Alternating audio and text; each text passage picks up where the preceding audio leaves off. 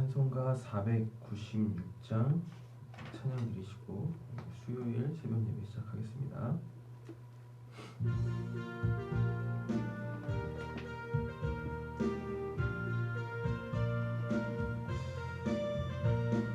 새벽부터 우리 사랑함으로써 저녁까지 씨를 뿌려봅시다.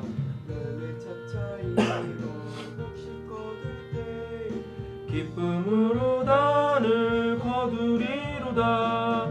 거두리로다. 거두리로다. 기쁨으로 단을 거두리로다. 거두리로다. 거두리로다. 기쁨으로 단을 거두리로다. 비가 오는 것과 바람 부는 것을 겁을 내지 말고 뿌려봅시다. 이를 맞춰놓고 곡식 거둘 때에 기쁨으로 단을 거두리로다. 거두리로다. 거두리로다. 기쁨으로 단을 거두리로다. 거두리로다. 거두리로다.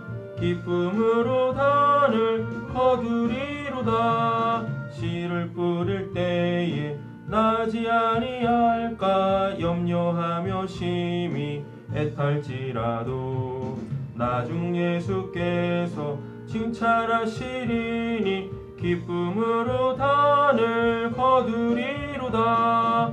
거두리로다. 거두리로다. 기쁨으로 단을 거두리로다. 거두리로다. 거두리로다.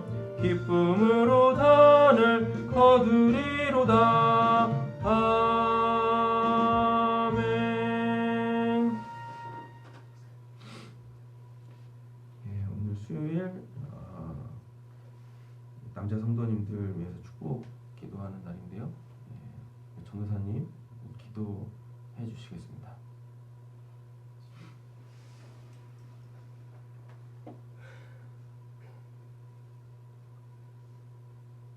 사랑의 하나님, 오늘 남편 아버지를 놓고 기도합니다.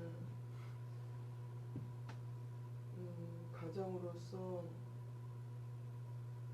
맡은 바 책임이 있어 하나님 그 무거운 짐을 들고 살아가는 아버지들 남편을 위해 주여 그들을 위로하여 주시고 아멘. 그들이 하나님 안으로 들어올 수 있게 하나님 도와주셔서 그들이 믿음의 가정으로서 하나님 안에서 든든히 세워져 나갈 수 있게 주여 붙들어 주시옵소서. 아멘. 하나님께 인정받을 수 있으며 하나님을 섬길 수 있는 그들이 먼저 되기를 원하고 가정을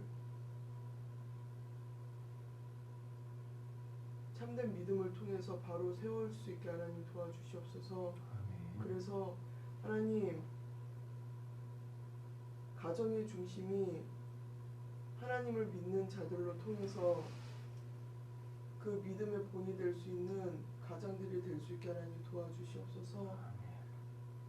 아직 연약한 그 믿음을 갖고 있는 가정들이 있습니다. 그들을 붙들어 주시옵소서. 그래서 그들이 하나님 안으로 들어올 수 있게 하나님 도와주시고 믿지 못하는 가정들이 아직 있습니다.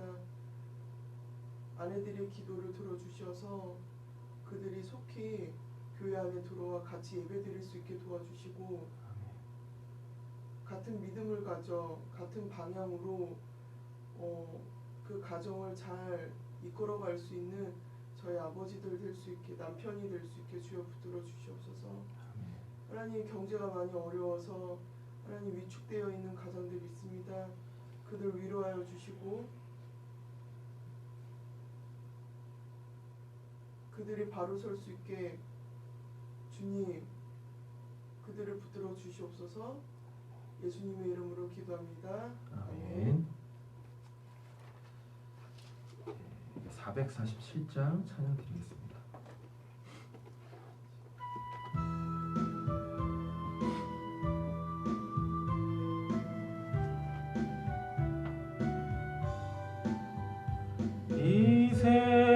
세상 끝날까지 주 섬겨 살리니 내 친구 되신 주여 늘 함께 하소서. 주 나와 함께 하면 전쟁도 겁없고 주 나를 인도하면 늘 안심하리라.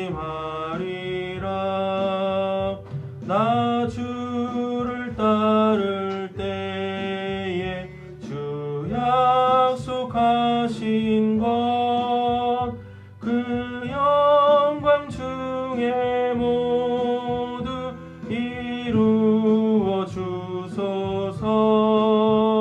나 주의 뒤를 따라 섬기며 살리니 그 크신 은혜 속에 날 인도하소서. 이 세상 온갖 시험 내 마음을 흔들고 저 약한 원수들이 안팎에 있으나 주 나를 돌보시사 내 방패 되시고 내 옆에 계신 것을 늘 알게 하소서. 저 영광 빛난 곳을 주 허락했으니 그 허락하신 곳을 늘 사모합니다. 끝까지 쉬지 않고 내 따라가리니 주 넓은 사랑으로 늘 인도하소서.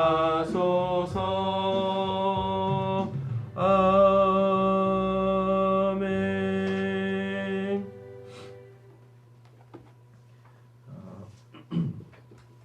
오늘부터는 에스겔서를 묵상하도록 하겠습니다. 에스겔서는 이제 에스겔이라는 선지자를 하나님께서 이제 들어서 하나님의 심판과 하나님의 구원에 대한 그 메시지를 전하게 하시고 또 역사 속에서 그 일들을 하나님께서 친히 다 행하세요. 이제 잘 아시다시피 북이스라엘은 아수르에 의하여서 멸망을 당합니다. 멸망당할 때 이유는 하나님을 믿고 하나님을 의지하지 않고 우상 숭배하고 온갖 그 이제 율법에 저촉되어지는 개개인들의 그 삶을 더 이상 하나님이 간과하실 수 없어서 북이스라엘 자체를 이제 멸망시키죠. 그리고 이제 남은 것은 남유다지 않습니까? 남유다도 똑같아요. 자기네들과 이제 같은 민족인 북이스라엘이 그렇게 하나님의 심판을 받아 멸망하는 모습을 봤으면 정신 바짝 차리고 야 진짜 우리가 하나님을 바르게 잘 믿어야 되겠구나. 무슨 이렇게 교훈으로 삼아야 되는데 더해요. 하나님을 전혀 의지하지 않습니다. 그래가지고 이제 그때 이제 아수르도 바벨론이라는 나라에 의하여 망하죠. 그리고 이제 바벨론이 제국주의를 표방하면서 엄청나게 세력을 막 확장해요. 여러분들 이렇게 한 번씩 다 들어보셨을 사람인데 느부갓네살이라는 왕이 결국은 이제 이 남유다를 멸망시키거든요. 그러면서 세 차례에 걸쳐서 그 남유다에 있는 그 이제 이 젊은 청년들, 유력한 사람들, 이런 사람들을 다 이제 포로로 끌고 갑니다. 그때 에스겔도 그 이제 포로로 끌려가요. 그래서 그 이스라엘 그 이제 남유다의 그 마지막 왕조 때부터 이제 그 에스겔이 사역을 하기 시작해요. 하나님께 부름을 받고. 네, 에스겔서가 이제 48장으로 되어 있는데 크게는 두 부분으로 나뉩니다. 어떻게 나뉘느냐? 전반부는 그 하나님의 심판에 대한 메시지, 그리고 후반부는 하나님의 이 구원에 대한 메시지, 이렇게 나누는데, 하나님의 심판에 대한 메시지가 어떤 내용이냐면, 이 사람 그 이제 남유다 사람들이요, 그러니까 이제 남유다 마지막 이제 왕조겠죠. 예, 그 이제 마지막 왕조가 자꾸 이제 바벨론이 침공하니까 누구를 의지하냐면 애굽을 의지해요. 애굽은 의지하면 안 되거든요. 홍해가 닫히면서 너희들은 다시는 애굽으로 돌아갈 수 없다라고 이렇게 하나님께서 딱 선언하셨단 말이에요. 그럼 어떤 상황에서든지 하나님을 붙들고 하나님을 의지하고 하나님께 자꾸 돌아가야 돼. 근데 그러질 않아요. 예, 세상의 힘, 이런 것들을 이제 의지하죠. 그래서 그리고 하나님을 신앙한다라는 게, 하나님은 분명히 심판의 메시지를 자꾸 주시는데 이 거짓 선지자들이 막 일어나면서 뭐냐면 우리가 하나님 백성인데 어떻게 하나님이 우리를 멸망시키겠어? 아니야. 우리는 평안할 거야. 평안할 거야. 자꾸 거짓 선지자들이 일어나가지고 왕조를 더 막 흔드는 거예요. 하나님께 막 뭐 회개의 메시지를 전해야 될 때 오히려 그냥 막 평화 외치고 있고, 예. 그래서 결국은 망합니다. 사람들이 하나님에 대한 잘못된 신앙을 한 거예요. 막연한 그냥 희망론. 예. 하나님은 그렇게 그냥 막연하신 분이 아니거든요. 예. 하나님의 옳고 그름은 분명하단 말이죠. 예. 근데 그냥 자기네들이 믿고 싶은 하나님인 거야. 어떤 하나님? 우리가 이렇게 범죄해도 우리 잘 먹고 잘 살게 해주실 하나님, 우리의 모든 원수들로부터 우리를 무작정 지켜주시고 보호하실 하나님, 이루가고 있는 겁니다. 예. 그래서 결국은 이제 하나님이 바벨론 통해서 그 느부갓네살 왕 통해서 남유다를 멸망시켜요. 예, 남유다를요. 예. 그리고 그래서 이제 에스겔의 이 주된 사역지는 남유다가 아닙니다. 어디냐면 이제 포로로 끌려가잖아요. 그래서 그 바벨론에서 그 이제 포로로 끌려온 사람들을 대상으로 사역을 한단 말이죠. 예, 그곳에서 이렇습니다. 그래서 에스겔서에서는 분명한 하나님의 그 심판, 하나님의 심판이라는 것은 당연히 하나님은 결코 죄를 간과하시지 아니하신다는 분이시죠. 그럼 이게 이제 현대적으로 우리에게 적용되어지는 것이 그냥 우린 당연히 죄 지으면 회개해야죠. 뭐 잘못을 하거나 허물이 있으면 당연히 회개, 즉 마음을 돌이키고 삶을 돌이키고 자기가 행한 그 이제 악한 행위들에 대하여서 철저하게 반성하고 그것을 근절해야 되잖아요. 삶을 바꿔야 되잖아요. 그렇지 않습니까? 그런데 회개라는 걸 가지고요, 오히려 악용하는 거야. 예. 하나님이 나 회개했어. 하나님이 용서해 주셨어. 예. 이러면서 절대 그런 건 회개가 아니다라는 얘기입니다. 삶이 바뀌어야 돼. 삶이. 그리고 철저하게 뉘우쳐서 본인으로 인하여서 생긴 그 어떠한 부조리함들, 또 누군가한테 뭐 피해를 입히거나 뭐 이런 거 있으면 철저하게 그런 것들에 대해서 보상할 줄도 알고 이래야 되는 거예요. 예. 회개를 그냥 나 하나님한테 회개했어요. 그리고 하나님이 나 용서해 주신대요. 그래서 난 할 거 다 했습니다. 이게 무슨 말이 되는 겁니까? 이게 세상 사람들도 그렇게 안 해요. 예, 그냥 사람들도. 좋습니다.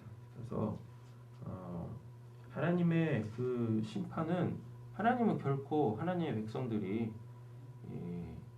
그 부정해지거나 그리고 흠이 생기는 거 원치 아니하신다. 결국 우리의 구원의 완성이라는 건 하나님 앞에 그 거룩하시고 흠없는 하나님 앞에 거룩하고 흠없는 모습으로 서는 것 이게 우리의 이 신앙에 있어서의 구원의 완성인데 어떻게 그 무조건 그냥 막 하나님이 사랑하시고 용서하시고 뭐 어떻게 그렇게 하나님을 믿어요? 성경에 그런 하나님이 도대체 어딨냐고요. 절대 그렇지 않습니다. 그래서 심판에 대한 메시지는 엄중하다. 엄중하다. 그것에 대하여서 반드시 우리는 그런 하나님을 인정해야 되고 아니 인정해야지 뭐 어떡할 거 하나님이 그러신 분이신데 그렇지 않습니까? 그래서 그 하나님 앞에서 온전하게 행해야 된다. 그리고 하나님이 어떠한 처분을 내리시든지 우리는 그것에 대하여서 당연히 감내하면서 그 하나님께서 이루시고자 하시는 일들을 우리가 다 감사로 받을 수도 있어야 됩니다. 비록 그게 징계다 할지라도 심판의 각종 다양한 방법이나 모습이다 할지라도 받아야 돼요. 그래야지 거기에서부터 구원이 시작된단 말입니다. 그렇게. 그래서 심판의 전반부는 심판에 대한 메시지, 정신 차려라. 그리고 실질적으로 나라가 망하고 이제 막 포로로 막 끌려가요. 포로로 끌려가서 거기에서 여기가 내 집이 아니네. 다시 돌아와야 될 거 아닙니까? 그죠? 그래서 새롭게 재건되어질 새 예루살렘, 참된 그 신앙을 또 준비케 하는 것이 에스겔의 후반부다라는 얘기입니다. 그리고 에스겔의 이름의 뜻이 있어요. 에스겔의 이름의 뜻은 뭐냐면 하나님께서 힘있게 하시기를 이란 뜻이에요. 하나님께서 힘있게 하나님이 힘주시기를 이런 뜻입니다.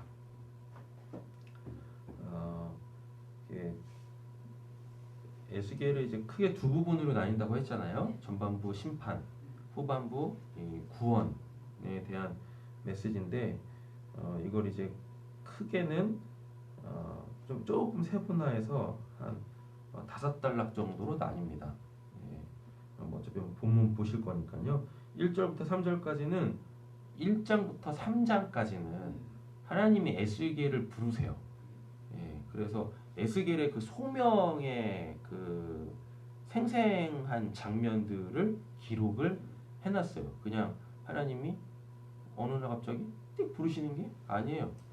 뭐 하나님의 영이 임해가지고 뭐 이제부터 너 사역해라 라고 하는 것이 아니라 자세하게 얘기를 해주고 있습니다. 에스겔이 소명받는 그 모습을요. 그리고 에스겔은 제사장 가문 출신의 사람이에요. 제사장 가문. 그래서 하나님에 대해서 잘 알고 특별히 이제 율법이나 뭐 제사 이런 거에 대해서 잘 알겠죠. 그러나 이제 자기 순번이 와가지고 성전을 섬기지는 못해요. 나라가 망해서 이제 그 포로로 끌려갔기 때문에 이렇습니다. 그리고 4장 전반부는 32장까지인데 4장부터 32장까지인데 4장부터 24장까지가 예루살렘과 유다에 대한 하나님의 심판을 선포해요. 그리고 25장부터 32장까지는 이방 민족에 대한 하나님의 심판에 대하여서 메시지를 전합니다. 그러니까 단순히 하나님이 이스라엘만의 하나님이 아니시다라는 걸 보여주는 거예요. 모든 세계의 역사, 바벨론이 아수르나 바벨론이 날고 뛴다고 해도 결국 그들을 다 주관하셔서 하나님께서 하나님의 심판과 구원, 이 세계의 역사의 주인은 하나님이시다라는 것을 명확하게 알려주죠. 이방에 대한 심판의 메시지를 전함으로 통하여서요. 그래서 하나님을 믿지 않아도 하나님을 믿지 않는 사람에게조차도 하나님은 하나님이시다. 그들도 결국은 하나님의 심판과 구원의 대상일 뿐이다 라는 이야기입니다. 아무리 하나님 믿지 않는 사람들이 하나님이 어디 계셔? 하나님에 대해서 부정해도 결국 죽음이라는 거 앞에 섰을 때 그 죽음, 육신적 이 죽음 너머에 그들은 다 하나님을 아련할 수밖에 없어요. 그리고 본인들의 그 삶에 대하여 철저하게 심판받을 수밖에 없죠. 그때는 구원받을 기회가 없습니다. 구원은 오로지 우리가 이 땅에서 목숨 갖고 사는 기간 동안에만 받을 수 있는 거예요. 근데 그것이 영혼을 결정짓는단 말이죠. 사후를 결정짓는단 말이죠. 그래서 이 땅에서의 그 우리의 인생은 굉장히 중요한 겁니다. 그냥 뭐 대충 살다가 오늘도 그냥 뭐 해가 떴네. 오늘도 그냥 어제처럼 살아가는 거지. 이렇게 그냥 막 넋놓고 살아갈 인생이 아니단 말이에요. 우리에게 이게 어쩌면 이렇게 좀 막연하게 들리실지 모르지만 우리가 언제 어떻게 이 세상을 뜰지 모른단 말이죠. 죽음이라는 것은 우리와 굉장히 가까이 있는 거란 말입니다. 그냥 또 근데 우리는 또 막연하게 또 죽음을 또 저 멀리 두고 있지 않습니까? 그러니까 삶이 그렇게 막 빠릿빠릿하지 못한 거죠. 하나님의 심판과 구원은 늘 우리 앞에 이렇게 놓여져 있단 말이에요. 자, 그리고 이제 후반부는 33장부터 48장까지인데요. 33장부터 39장까지 하나님의 백성의 새로운 미래에 대하여서 선포합니다. 하나님께서 우리를 이렇게 구원하실 것이다. 이렇게 밝은 미래에 대하여서 이야기를 하죠. 회복에 대한 메시지를 전합니다. 그리고 40장부터 48장은 그 회복에 대한 구체적 내용을 얘기해 주는데요. 새로워진 새 성전, 새 예루살렘에 대하여서 이야기를 합니다. 그러니까 새 예루살렘에 대해서 이야기한다라는 건 하나님의 신앙에 대한 리뉴얼이죠. 새롭게 하심. 이런 크게는 이제 5단락으로 에스겔이 구성이 되어져 있습니다. 오늘 1장 함께 보도록 하겠습니다. 아까 1장부터 3장은 에스겔의 소명장이라고 했었어요. 그래서 하나님께서 에스겔을 어떤 상황 속에서 어떻게 부르시는지 잘 보겠습니다. 30째 해 넷째 달 초닷새에 내가 그발강가 사로잡힌 자 중에 있을 때, 이게 지금 포로로 끌려갔다는 얘기입니다. 이미 나라는 망했죠. 하늘이 열리며 하나님의 모습이 내게 보이니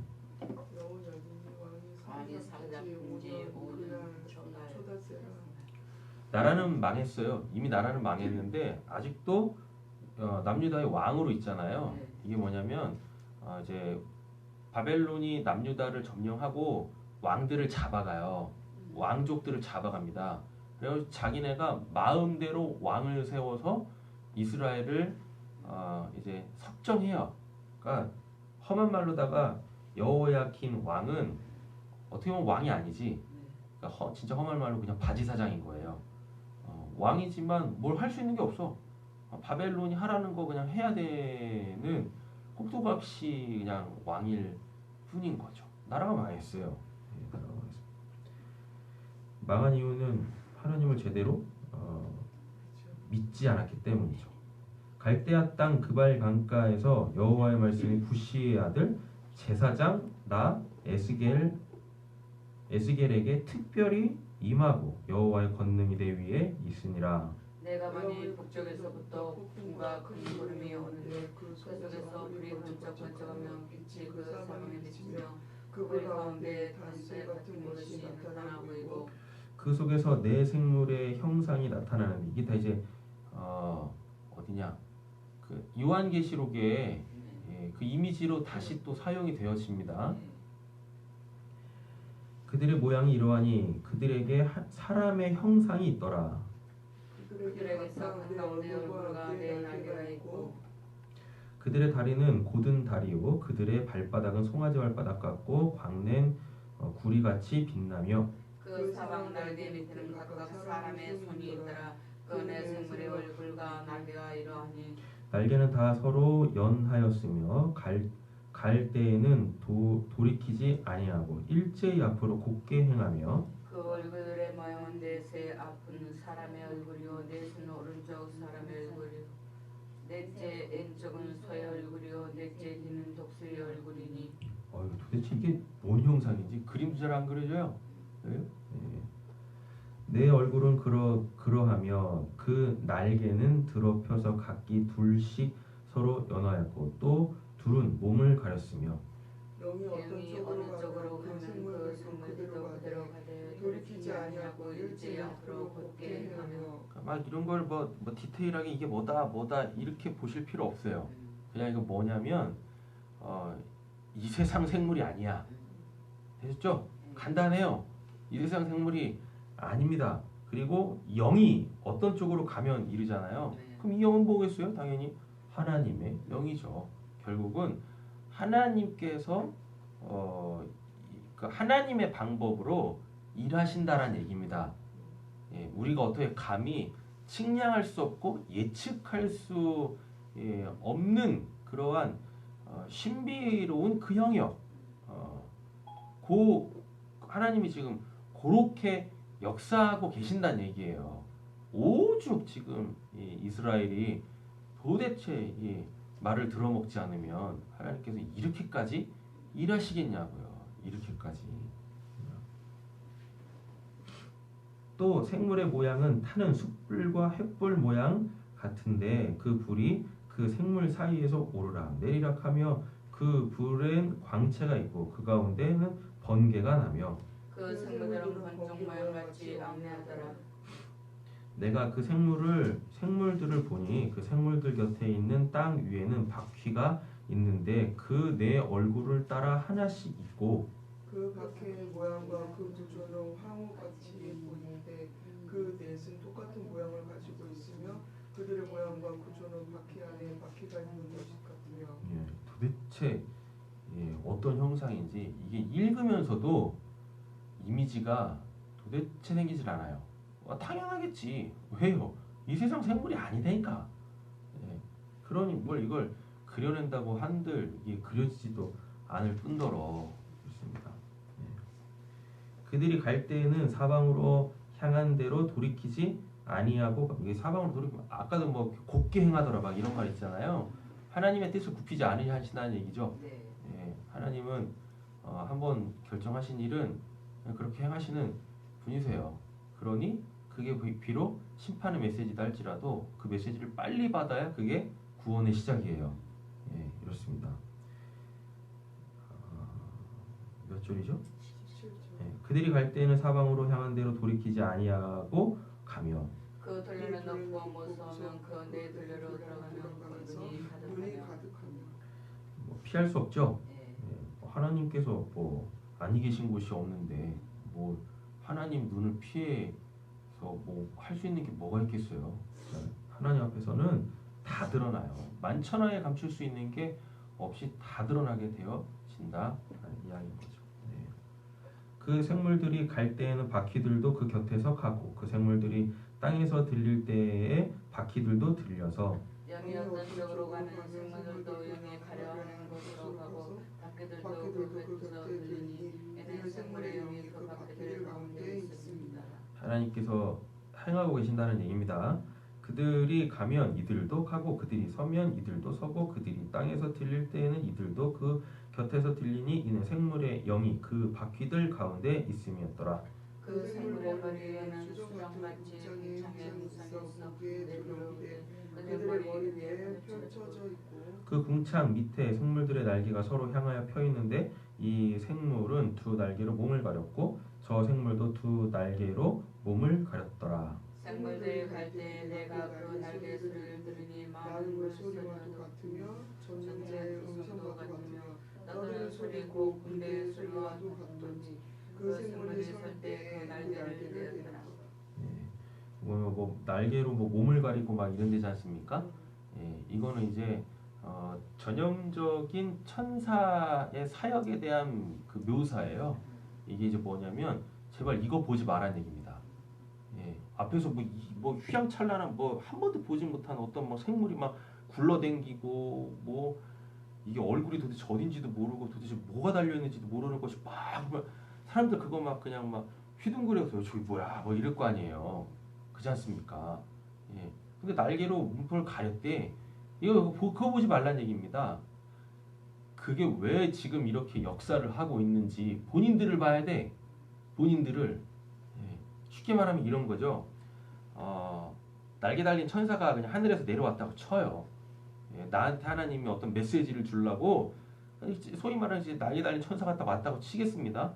근데 지금 사람들이 뭐 하고 있냐면 와 천사다. 천사가 계속 나에 대한 메시지를 막 전하고 있는데 그건 안 듣고 뭐 하고 있는 거예요? 그러니까 하나님한테 관심이 없는 거예요. 그래놓고 뭐예요? 눈앞에 보이는 그 천사만 보면서 야 천사가 날개가 6개고 뭐 위쪽에 있는 날개로는 얼굴을 가리고 저 얼굴 왜 가렸을까? 얼굴 좀 보고 싶은데 얼굴 좀 보여줘봐 이러. 뭐 두 날개로는 무슨 뭐 발을 가리고 발은 어떻게 생겼을까 이러. 아 이게 뭐가 그렇게 중요해? 그렇지 않습니까? 하나님이 그 천사를 보내서 지금 나한테 주시는 그 메시지가 중요한 거지. 그냥 눈앞에서 뭔가가 막 휘황찬란하게 막 보인다고 그냥 그것만 보고 있고 이게 도대체 뭐야 이러고 있네. 예. 알아서 뭐 할 거예요 그거? 그잖아요. 예. 그를 보내서 하나님께서 지금 나에게 요구하시는 게 뭔지 하나님과 나와의 관계가 어떠한지 그게 중요한 것이 그렇지 않습니까? 예. 그래서 이렇게 가리는 거예요. 제발 좀 보지 마. 나 보지 말고 내가 왜 이런 형상으로 여기까지 올 수밖에 없었는지 그거에 관심을 가져야지 라는 얘기입니다. 그런 얘기. 그래서 제발 좀 본질을 볼 줄 아는 저희들이 되어줬으면 좋겠습니다. 몇 절이죠? 25. 24절. 24절 보면은 막 소리가 있고 막 이런 데잖아요. 그죠? 이게 뭐냐면 제발 좀 신앙을 말로 하는 게 아니에요. 예, 너무 말이 많아. 뭐 이렇쿵 저렇쿵 뭐 해가지고 그 소리들을 다 잠재우는 겁니다. 그냥 하나님에 대해서 뭐 얘기는 하지만 그게 실체도 없는 그 하나님에 대해서 막 얘기하고 있고 하나님은 심판의 메시지를 심판하시려고 하는데 그냥 뭐 평안하다 그냥 막 거짓 선지자들이 일어나고 뭐 지금 우리 시대 같은 경우에 그냥 뭐 신천지에 이단에 예? 그리고 뭐 교회 같지 않은 교회들의 코로나에 그래서 뭐가 어떻다니 저떻다느니 소리들이 너무 많아요. 예. 그 소리 듣고 그냥 다 불안해하고 염려하고 걱정하고 아니 진리 안에서 내가 바로 서면은 자유할 텐데 뭐 그렇게 다 그냥 외여 있는 것들이 많고 왜 그러는 거예요? 그죠? 그러니까 하나님께서 그냥 싹 다 없애시는 거예요. 그 소리들을 쓸데기 없는 세상의 그 난리와 버거지의 그 소리들 싹 다 그냥 잠재우시는 겁니다. 하나님 측에서 제발 좀 잠잠하라 라는 얘기인 거죠. 우리는 신앙을 말로 해. 믿음과 그 행함으로 하는 거죠. 그 머리 위에 있는 궁창 위에서 음성이 나더라. 제발 하나님의 소리 좀 들으라고. 그 생물이 설 때 그 날개를 내렸더라. 그 머리 위에 있는 궁창 위에 보좌의 형상이 있는데 그 모양이 나무석 같고 그 보좌의 형상에 한 형상이 있어 사람의 모양 같더라. 이거 예수님에 대해서 얘기하는 거죠. 예. 그러나 아직 예수님은 성육신 하시지 않으셨잖아요. 그래서 구약에서도 다 예수님이 예수라고 얘기하기는 좀 그렇죠. 하나님께서 이렇게 자꾸 당신을 계시하신다고요. 나타내신다고. 예. 내가 보니 그 허리 위의 모양은 단쇠 같아서 그 속과 주위가 불 같고 내가 보니 그 허리 아래의 모양도 불 같아서 사방으로 광채가 나며 그 사방 광채 모양은 비 오는 날 구름에 있는 무지개 같으니 이는 여호와의 영광의 형상의 모양이라 내가 보고 엎드려 말씀하시는 이의 음성을 들으리라. 네, 이게 중요한 거예요. 이게 뭐요? 거기에 그냥 눈에 보여지는 거에 휘둥그려가지고 이게 뭔가 그거에 관심 갖지 말고 세상의 난리 버거지들의 그 소리들에 귀 기울이지 말고 하나님의 음성을 들어야죠. 하나님의 음성을. 하나님만이 우리에게 말씀하시는 분이시고 그분의 음성을 들을 때 거기서부터 뭐가 생기고요? 믿음이 생기고 믿음이 생겼으니 뭐 하겠습니까? 믿으면 반드시 내용이 있습니다. 내용이 있으니까 이제 그걸로 살아가겠죠. 그렇죠. 그래서 우리는 그 믿음으로 그 행함으로 구원 받는 거예요. 하나님이 원하시는 건 간단합니다.